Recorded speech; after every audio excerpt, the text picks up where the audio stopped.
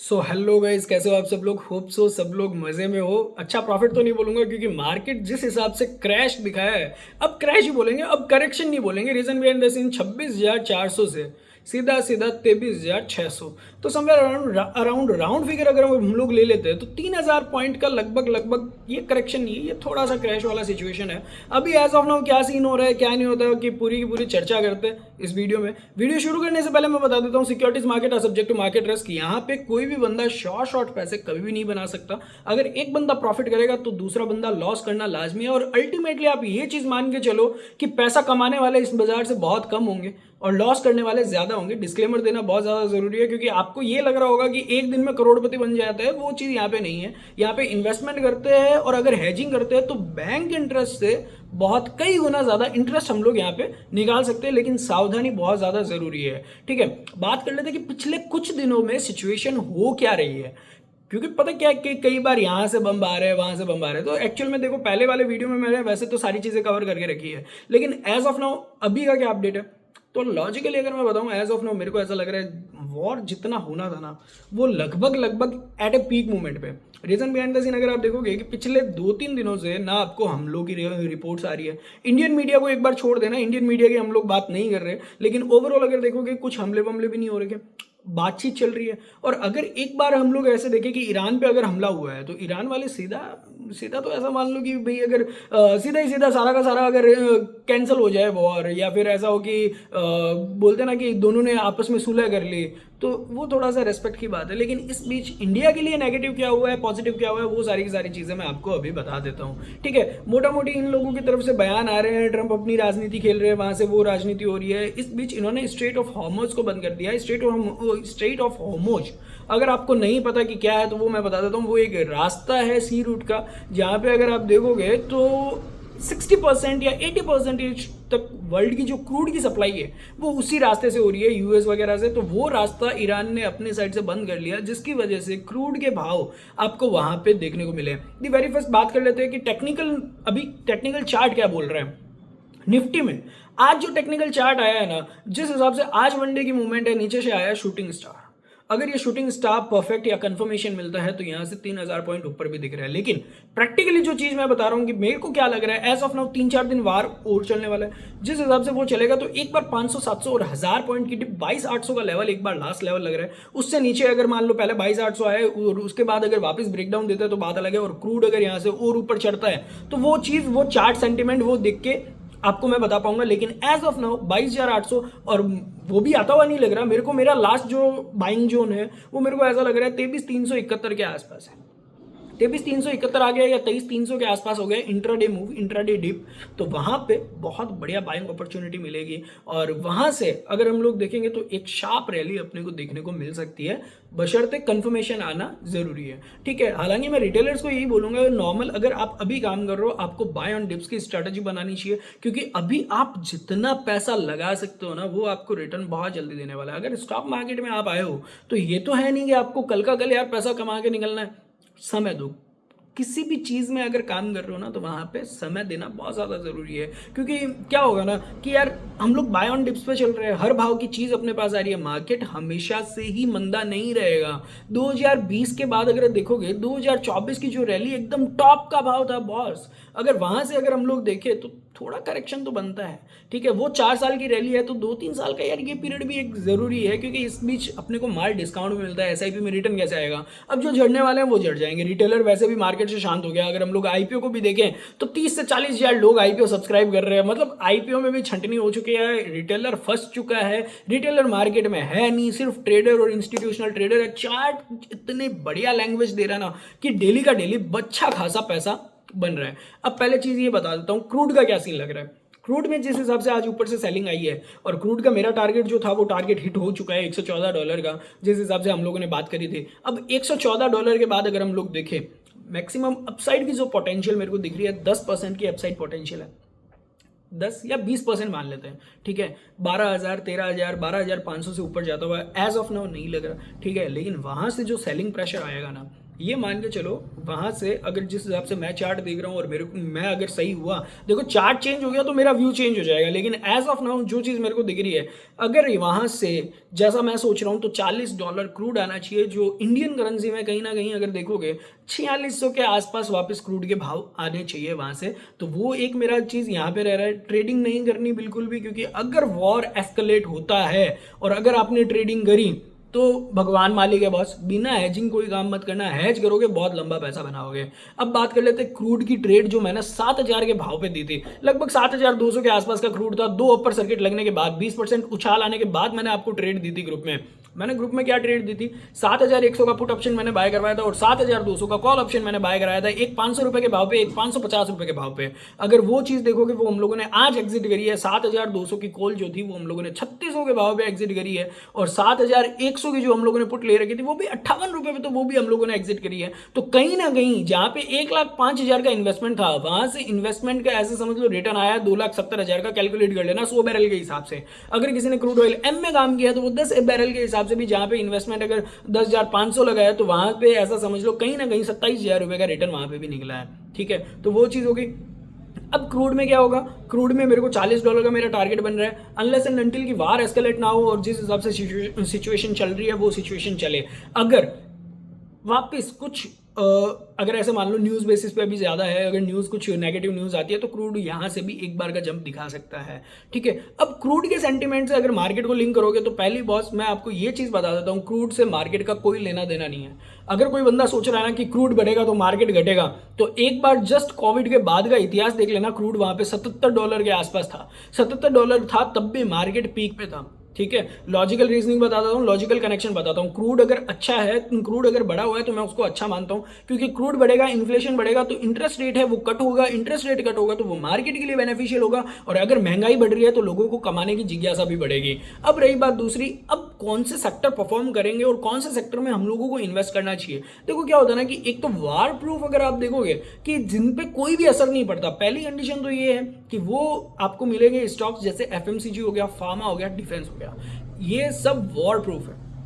यहाँ पे चाहे कितना भी वॉर हो जाए, चाहे कुछ भी हो जाए, यहाँ पे कोई फर्क नहीं पड़ेगा, ये चीज़ आप मान के चलो। एफएमसीजी है, आपको खाने पीने की जरूरत रहेगी ही रहेगी, एफएमसीजी के स्टॉक्स में जाओगे अच्छा पैसा बनेगा। और आज अगर देखोगे उसका, वैसे तो मैंने ग्रुप में ये सारे मैसेजेस क्लियर कट दे रखे थे, लेकिन अगर आप आज देखोगे डीमार्ट 3970 रुपये, इस मार्केट में 2% तेजी, जबकि आज मार्केट 3% डाउन था मॉर्निंग में। दूसरा आईटी सेक्टर, आईटी सेक्टर को जिस हिसाब से इन्होंने धोया है, आईटी सेक्टर ऑलरेडी इन्होंने ये मान के चला है कि आईटी सेक्टर का बिजनेस ही खत्म हो गया, उस हिसाब से आईटी सेक्टर को धोया है। तो आईटी सेक्टर इसके बाद यहाँ पे कोई नहीं है भाई। अब इनके रिजल्ट आएंगे, अगर रिजल्ट अकॉर्डिंगली नहीं आते तो उसके बाद इनको और धोएंगे, अदरवाइज यहाँ से आईटी सेक्टर मेरे को रैली दिख रही है। और आईटी सेक्टर का एक चीज और बता देता हूँ बॉस, आईटी सेक्टर में क्या सीन है कि सब लोग बस एआई आ गया, एआई आ गया। अरे एआई आया ना तो आईटी सेक्टर में ये भी तो जांच करो यार, अगर वो लोगों ने भी एआई यूज करना शुरू कर दिया ना तो इमीडिएट उन लोगों में लगभग हर एक कंपनी के एम्प्लॉयज को ले ऑफ कर दिया जाएगा, एम्प्लॉयज को निकाल दिया जाएगा। वहां पे आप ये मान के चलो, अगर 50,000 20,000 एम्प्लॉयज को अगर निकाल दिया ना तो उनकी कॉस्ट जो प्रॉफिट मार्जिन है ना कहाँ जाएगा। तो उस हिसाब से अगर देखोगे तो एक रैली 20 से 30% की रैली आनी इनमें बची हुई है, वो कभी भी आ जाएगी, हो सकता है कल ही आ जाए और हो सकता है 2 महीने बाद आ जाए, वो एक रैली इनमें आएगी और 100% आएगी। तो वो चीज़ एकदम बेस्ट होगा, अपने वहाँ से निकल जाओ अगर सेफ ट्रेडर हो तो। अदरवाइज मैं मेरा टारगेट बता देता हूँ, मैं तब तक नहीं निकलूंगा जब तक मेरे को यहाँ से 4x नहीं दिख जाता, क्योंकि आईटी सेक्टर में मैं बुलिश हूँ। ये हो गया।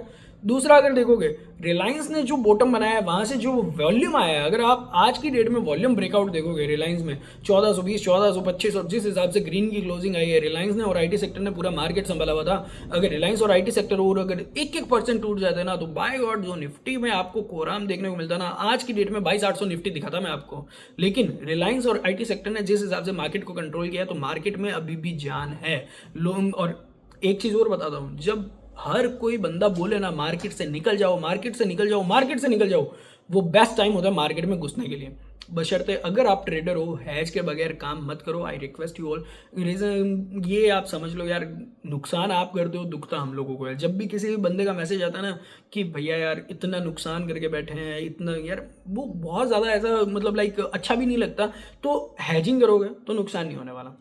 हेजिंग का मतलब मैं बताता हूँ, मैं आपको मेरी पर्सनल पोजीशन बता देता हूँ। एज ऑफ नाउ मैंने 26,000 के भाव पे निफ्टी लॉन्ग करके रखी है, और निफ्टी के जो 4 लॉट मेरे पास अभी भी लॉन्ग के पड़े हैं, 26,400 के आसपास मैंने निफ्टी लॉन्ग करी है। फ्यूचर का ट्रेड है तो उस हिसाब से प्राइस एडजस्टमेंट होगा, मेरे को हाई लो अच्छे से पता है। तो 26,400 के भाव पे मैंने फ्यूचर निफ्टी का लॉन्ग करके रखा है।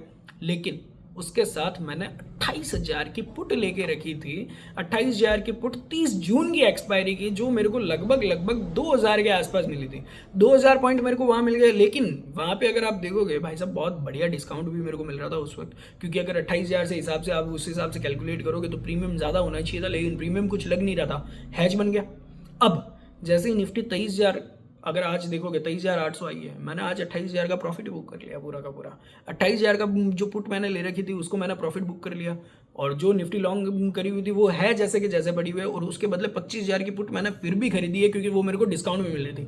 रीजन बिहाइंड द सीन यहाँ पे ये समझ लो, मैं 1000 पॉइंट को मायने नहीं रखता। 1000 पॉइंट का मतलब ये हो गया कि 65 के हिसाब से 65,000 रुपये का मैंने नुकसान कर दिया, मेरे को नुकसान करना ही है, ठीक है। लेकिन उस हिसाब से अगर देखोगे, अगर यहाँ से 5,000 पॉइंट की रैली आ जाए, 4,000 पॉइंट तो फिर भी खा लिए मैंने, और अगर यहाँ से बाय गॉड कुछ भी ऐसा हो जाए कि निफ्टी 15,000 आ जाए, 10,000 आ जाए, देखो मार्केट है, कुछ भी पॉसिबिलिटी है। 10,000 भी निफ्टी आ सकती है, दिखा सकती है, 15,000 भी दिखा सकती है, और 50,000 भी दिखा सकती है। तो उस चीज़ के लिए प्रिपेयर रहो, वर्स्ट टू वर्स्ट कंडीशन के लिए प्रिपेयर रहो। वहाँ पे नुकसान तो नहीं लगेगा अपने को, वहाँ पे आ गया किसी के सामने ऐसे देखना नहीं पड़ेगा कि यार मेरा पैसा मतलब लॉस में जा रहा है, या समझ रहे हो बात को। तो वहाँ पे क्या होगा कि आपने अब जैसे 28,000 की पुट थी, वो मैंने आज लगभग ऐसा मान लो कि 3300-3500 उसके आसपास एग्जिट करी है, वहाँ पे अच्छा खासा प्रॉफिट मिल गया, ठीक है, ओवरऑल। उसके बाद मैंने 26,000 की पुट पे प्रॉफिट बुक किया है, वहाँ पे भी अच्छा खासा प्रॉफिट बुक किया है। और उसके बाद अगर मैं यहाँ पे लेके चलूँ आपको, 25,000 की पुट मैंने फिर से खरीदी है, और लगभग 1,300 के भाव पे खरीदी है। तो 200-300 पॉइंट तो वो प्रीमियम वाले हैं, और वो भी अगर जून तक अगर ये 28,000 निफ्टी चली जाती है तो उसके भाव जीरो थोड़ी होने वाले हैं, फिर भी 400-500 तो रहेंगे ही रहेंगे। लेकिन स्टिल वहाँ से मेरे को 4 से 5,000 की अगर रैली मिलती है तो क्या रैली होगी और कितना प्रॉफिट बनेगा वो आप खुद सोच लो। हैजिंग में ये बेनिफिट होता है, अगर आप पुट सेल करके रखे हो नीचे की यार 1-2 रुपए के 2-3 लॉट भी अगर आप बाय करके रखोगे ना, वहाँ पे आपको ऐसे माहौल में डबल प्रॉफिट मिलने वाला है, प्रॉफिट तो मिलेगा। अब एक चीज़ और है, इसको मैं अलग तरीके से समझाता हूँ। आज की डेट में मेरे को ये नहीं लग रहा, जितने बंदे मैंने मेरा वीडियो देख रहे हैं सबके पास इंश्योरेंस फॉर श्योर होने वाला, लाइफ इंश्योरेंस हो चाहे टर्म इंश्योरेंस हो। अगर उस हिसाब से देखें, उन्होंने अपना इंश्योरेंस करवा के रखा है, तो अपने पैसों का इंश्योरेंस क्यों नहीं करवाना। प्रॉफिट कम हो जाएगा, कम ले लेंगे यार। मैं बोल रहा हूँ जहाँ पे आपको 8% निकालने हैं, वहाँ पे आपका 4% निकल गया, 5% निकल गया, 3% कम कमा लो, लेकिन सेफ तो रहोगे, सेफ रहोगे, किसी के सामने देखना नहीं पड़ेगा। पहली पॉइंट तो ये हो गया। अब दूसरा पॉइंट, सेक्टरल वाइज मैंने आपको जिस हिसाब से बताया, अब कौन से सेक्टर पे मेरे को ज़्यादा बुलिशनेस है, देखो ईवी, एनर्जी, इलेक्ट्रिसिटी सब हो गया, ठीक है। अब आपको मैं अच्छे सेक्टर्स बताता हूँ जहाँ पे मैं बुलिश हूँ, और आने वाले 10 सालों में आपको जिस हिसाब से वहाँ पे बुलिशनेस देखने को मिलेगी। स्टॉक्स के नाम नहीं बताऊंगा, कैसे इन्वेस्ट करना है वो नहीं बताऊंगा, उसके लिए आपको मेरे से कांटेक्ट करना पड़ेगा। पहली चीज़, रेयर अर्थ मिनरल्स, जिसके लिए आज पूरी दुनिया पागल है। मैं ये चीज़ आपको क्लियर कट बोल देता हूँ, कोई भी रिटेल बंदा इस जगह पे सोच ही नहीं पा रहा एज ऑफ नाउ, कोई भी रिटेलर की यहाँ पे भीड़ ही नहीं है। और अगर मैं अच्छे आपको म्यूचुअल फंड बता दिए ना, 30% के रिटर्न है, पिछले 2 महीनों में भी इन्होंने 12 से 15% का रिटर्न दिया है। रेयर अर्थ मिनरल्स, इनके चाहे म्यूचुअल फंड्स हो चाहे कंपनीज हो, कोई भी डाउन ट्रेंड इनमें है ही नहीं, और आने वाले 10 सालों के लिए भी नहीं लग रहा। अब उसमें क्या आ रहा है, सबसे पहला जो नाम है वो है यूरेनियम। यूरेनियम में पता क्या है, यूरेनियम से न्यूक्लियर पावर वगैरह, हाइड्रोजन पावर वगैरह वो बन रही है। लिथियम से बैटरीज वगैरह बन रही है। तो ये सारे जो रेयर अर्थ मिनरल्स है, ये सिर्फ 2 मैंने एग्जांपल दिए हैं। इन कंपनीज पे रिसर्च करो, वहाँ पे इन्वेस्ट करो। और आपको रिसर्च नहीं करनी, लिंक नीचे डिस्क्रिप्शन में दे रहा हूँ, व्हाट्सएप चैनल पे ज्वाइन कर लो, वहाँ पे मेरी सारी डिटेल्स मिल जाएगी, मुझसे कनेक्ट कर लो, मैं आपको सारी डिटेल्स देता हूँ, ठीक है। बशर्ते बात इतना है, या प्रीमियम पे करो या डीमेट अकाउंट हमारे पास खुलवाओ, तो बेसिकली वो चीज़ तो रहेगी, सारी की सारी सर्विसेज है वो चार्जेबल है। ये चीज़ का आप आराम से एकदम दिमाग में बैठा लेना। उसके अलावा रही बात दूसरी, कोपर से वायर, अभी इंडिया में जो थीम चल रही है ना, एआई के लिए नहीं चल रही, ज़्यादा से ज़्यादा ये डेटा सेंटर बनाने के लिए चल रही है। क्योंकि अगर उस हिसाब से अगर ये डेटा सेंटर बनाएंगे तो इनको वायरिंग की बहुत नीड पड़ने वाली है, और जिसमें कॉपर वायर ही यूज़ हो पाएंगे, कोई दूसरी चीज़ यूज़ हो ही नहीं पाएगी। तो वहाँ पे अगर आप देखोगे तो कॉपर वायर को, कॉपर तो हम लोग नहीं खरीद सकते, क्योंकि कॉपर अगर खरीदोगे वापस बेचने किसको जाओगे, फिजिकली वो चीज़ तो पॉसिबल नहीं है। वायर्स के कुछ अच्छे स्टॉक्स, बहुत प्रीमियम क्वालिटी के शेयर्स है और बहुत अंडर वैल्यूड है। वहाँ पे अगर देखोगे एक अच्छी बुलिश जोन मेरे को यहाँ पे दिखने वाला है कि वहाँ पे अच्छी खासी तेजी रैली बन सकती है, ठीक है। उसके अलावा रही बात दूसरी, अगर एक और चीज़ देखें, क्रूड ऑयल से जितने शेयर्स इम्पैक्टेड हैं, जैसे कि हो गया एशियन पेंट्स, ग्रासिम वगैरह, क्रूड ऑयल अगर सस्ता हुआ तो इनमें भी वापस रैली देखने को मिलेगी। अब रही बात रेयर अर्थ मिनरल हो गया, वायर्स हो गया, उसके अलावा कुछ सेक्टर्स हो रहे हैं जो हम लोग एक्सक्लूसिव रख रहे हैं, जहाँ पे भी मेरे को बहुत बढ़िया तेजी देखने को मिल रही है। अब रही बात दूसरी, आप कौन से स्टॉक्स में फंसे हुए हो, उनमें क्या कर रहे हैं। पहली चीज़, पैनिक सेलिंग अपने को बिल्कुल नहीं करनी। पैसा किसी से उधारी लेके नहीं आए, उधारी लेके आए हो और ब्याज लग रहा है, बस तुरंत माल बेचना, तुरंत का तुरंत मॉर्निंग में भाव मत देखना, पैसा उधारी का चुकत करना, ब्याज लगना बंद हो जाएगा। क्योंकि ये स्टॉक मार्केट देने पे आया तो एक महीने में इतना दे देगा कि आपसे संभाला नहीं जाएगा, और लेने पे आया ना घर बिकवा देगा, ये भी ध्यान रखना। और ब्याज की गणित किस हिसाब से रोटेशन हो रही है उसके ऊपर एक अलग वीडियो भी बन सकता है, तो वो चीज़ को ध्यान रखना। ब्याज बहुत खतरनाक चीज़ है, घर का पैसा है तभी इस स्टॉक मार्केट में आना, अदरवाइज मत आना। अब घर के पैसे की अगर मैं बात करूँ, अगर अच्छा खासा पैसा हम लोगों ने और डालो, ऐसे माहौल में नहीं डालोगे, कब डालोगे। वॉर आ चल रहा है, मैं बोल रहा हूँ 3 महीने और चल गया, साल भर और चल गया, क्या दिक्कत है। जब वो बाउंस देगा ना, उस वक्त हर एक चीज़ को फेल करेगा ये चीज़, तो वो चीज़ को समझो। पैनिक बिल्कुल नहीं मचाना, अपने को होल्ड रखना है, अच्छी चीज़ों को बाय ऑन डिप्स करना है, ठीक है। 2-3 पॉइंट्स हो गए। अब रही बात म्यूचुअल फंड्स की, बात कर लेते हैं। म्यूचुअल फंड्स में क्या सीन है, डबल कर सकते हो डबल कर लो, विदड्रॉ बिल्कुल मत करना, ठीक है। SIP अमाउंट अगर आपकी 10,000 चल रही है, उसको 20,000 कर सकते हो, कर लो। अदरवाइज विड्रॉल बिल्कुल मत करना, बिल्कुल भी गलती मत करना, चाहे कितना ही बाजार टूट जाए। अपने को एवरेजिंग का बेनिफिट लेना है वहाँ पे, और धीरे धीरे अपना लॉन्ग टर्म का जो गोल है वहाँ पे अपने को जाना है। मैं बोल रहा हूँ 2 साल 5 साल ही स्टॉक मार्केट ने रिटर्न नहीं दिया, लेकिन आपका जो टारगेट है वो मत भूलो। आपने जो टारगेट सेट किया है वो सेट किस लिए किया है कि यार बच्चे की शादी के लिए, घर के लिए, वो आपको आज नहीं लेना है, वो आपको 5 साल बाद ही लेना है, वो आपको 10 साल बाद ही लेना है। तो वहाँ पे आपको उस हिसाब से इन्वेस्टमेंट जारी रखना है, बिल्कुल भी अपने को टेंशन नहीं करनी, आराम से रहो। और मैं बोल रहा हूँ जिस वक्त मार्केट का बॉटम बनेगा ना, डॉट ग्रुप में मैसेज बताऊंगा मैं आपको कि यार मार्केट का बॉटम बन गया है। अब पहली चीज़, मार्केट का बॉटम ऐसा लग रहा था, जिस हिसाब से आज मार्केट का सिनेरियो था, ऐसा लग रहा था कि मार्केट का बॉटम आज बन चुका है, ठीक है। उसके पीछे 3-4 रीजन है। जैसे मान लो पहली चीज तो अगर आप देखोगे, विक्स 24 के आसपास आ गया था, 24-25 के आसपास हो गया था, वो एक एक्सट्रीम वो बोले ना कि पैनिक है। इससे ऊपर जा रहा है तो वो तो मतलब ऐसा है कि हार्ट अटैक वाला सिचुएशन है पब्लिक के लिए। तो एक्सट्रीम पैनिक मचना चाहिए, क्योंकि लोगों के पास अब लिटरेसी ज्यादा है। इससे ज्यादा पैनिक मेरे को नहीं लग रहा कि एज ऑफ नाउ मचेगा। कोई अनलेस एंड अनटिल कोई बहुत ज्यादा कच्चे खिलाड़ी हो तो ज्यादा पैनिक मैं एक्सपेक्ट नहीं कर रहा कि और ज्यादा पैनिक मचेगा। रिटेलर बाजार से ऑलरेडी साफ है। अब रही बात दूसरी, विक्स आई था, वहां से कूल ऑफ भी होना शुरू हुआ था। उसके बाद 23,600 के आसपास जब निफ्टी थी, वहां से जो शूटिंग स्टार आया था, वॉल्यूम के साथ ब्रेकआउट आया था। कंफर्मेशन कैंडल अभी तक नहीं आई है। कल की ट्रेड को मैं कंफर्मेशन कैंडल नहीं मानूंगा। उसका कारण ये है कि कल निफ्टी की एक्सपायरी है, सारे के सारे एडजस्टमेंट्स होने हैं, PCR ओवरसोल्ड है, वो सारा का सारा उसमें ओवरबोट की कंडीशन में आना है। एक कंफर्मेशन अगर और आ जाता है मेरे पास तो मैं उस हिसाब से इसका बॉटम डन मानूंगा। अदरवाइज एक और शार्प पैनिक आएगा जो 23,300 तक, जिसको मैं बोल भी रहा हूँ, ठीक है। अब उसके अलावा ये 2 चीज होगी, नीचे से शूटिंग स्टार बन गया, कंफर्मेशन अभी तक नहीं आया, ठीक है। कंफर्मेशन एक तीसरा पॉइंट और था, IT सेक्टर और रिलायंस, इनमें जो नीचे से वॉल्यूम आया है, वॉल्यूम ब्रेकआउट अगर देखोगे ना, ऐसा लग रहा है कि यार यहाँ से नीचे जाना इम्पॉसिबल सी चीज़ है। अनलेस एंड अनटिल मार्केट है, देखो कुछ भी हो सकता है, लेकिन वॉल्यूम का जो ब्रेकआउट है वो रिलायंस में इतना वॉल्यूम बहुत रेयरली होता है। उसके बाद अगर हम लोग बात करें, ये 3 पॉइंट हो गया। चौथा पॉइंट, क्रूड ऑयल का जो चार्ट था वो मेरे को शो कर रहा है $40 का, कि क्रूड ऑयल यहाँ से कूल ऑफ होगा $46 तक या $40 तक आना चाहिए, ठीक है।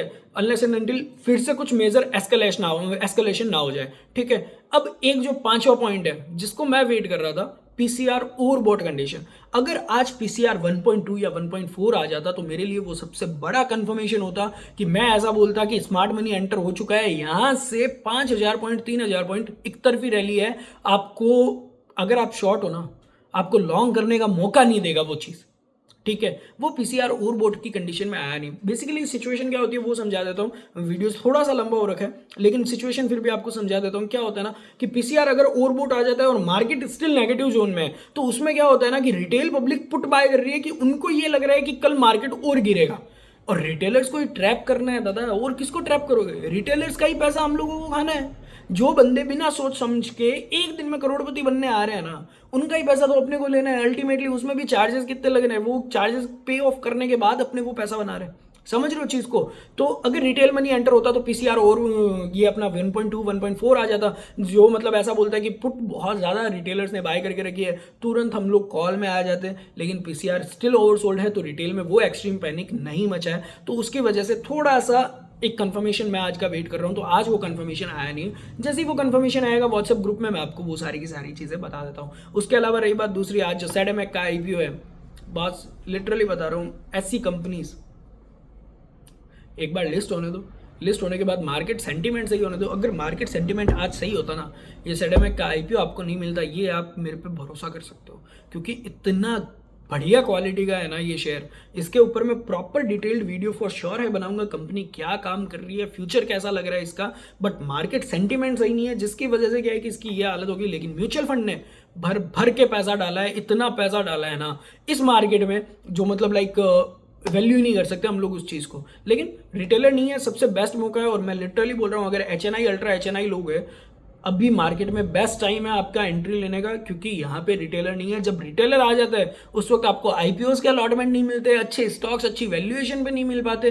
तो वो चीज़ है, स्मॉल गैप में बॉटम बन चुका है, ये मान के चलो स्मॉल गैप में अब कोई खतरा नहीं है, यहाँ से कोई 50% नहीं टूटेगा, क्योंकि ऑलरेडी ऊपर के भाव से 50 से 60% हर एक स्टॉक टूट चुका है। ठीक है, बात है वो। बाकी कोई भी चीज़ डिटेल्ड वाइज अगर समझनी है और मार्केट में और आगे कैसा हलचल रखना है, या मैं कैसे काम कर रहा हूँ, वो चीज़ अगर आपको देखनी है, व्हाट्सएप चैनल का लिंक नीचे डिस्क्रिप्शन में दे जा रहा हूँ, आप मेरे को व्हाट्सएप चैनल पे ज्वाइन कर सकते हो। वहाँ पे आपको मेरी सारी की सारी डिटेल्स मिल जाएगी, आप मुझसे पर्सनली भी कनेक्ट कर सकते हो। और अदरवाइज अगर आप चाहो तो हमारा प्रीमियम ग्रुप का चैनल भी ज्वाइन कर सकते हो, जिसके चार्जेस बेसिकली 10,000 पर मंथ है। और वो सिर्फ एक बेसिक हम दोनों का वो बोलते हैं ना सूझबूझ सांठ गांठ देखने के लिए है। बाकी सारी की सारी चीज़ें हैं जो आपको व्हाट्सएप चैनल पर मिल जाएगी।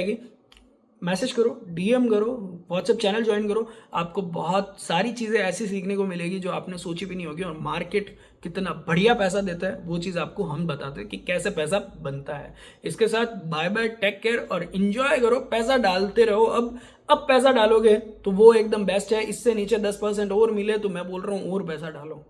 यहाँ पे अगर पैसा डाल दिए ना, मतलब मार्केट सीख गए, क्योंकि 2020 के बाद जो रैली आई है, रिटेल लोगों को मंदी देखी नहीं है, अब आपने वो मंदी देख ली है। अगर इस मार्केट में अगर आप वो बोलते हैं ना कि जिंदा बच गए ना, तो ये मार्केट आपके लिए है, क्योंकि अब मार्केट में आपको पीछे देखने की जरूरत नहीं पड़ेगी। इसी के साथ वीडियो को यहीं समाप्त करते हैं। कुछ डिटेल डिस्कशन करना हो, मेरे से कनेक्शन करना हो, व्हाट्सएप चैनल का लिंक नीचे डिस्क्रिप्शन में दे रखा है, व्हाट्सएप चैनल ज्वाइन कर लो, सारी की सारी चीजें समझाता हूँ, वहाँ पे आपको मेरी सारी डिटेल्स मिल जाएगी। मुझसे कनेक्ट करो, आगे देखते हैं हम लोग मिलकर हमारे कोलैबोरेशन से या सिनर्जी हम लोग कैसे बैठाते हैं, उस हिसाब से आप मैसेज करो, आपको सारी की सारी डिटेल्स देता हूँ। इसके साथ ही बाय बाय, टेक केयर।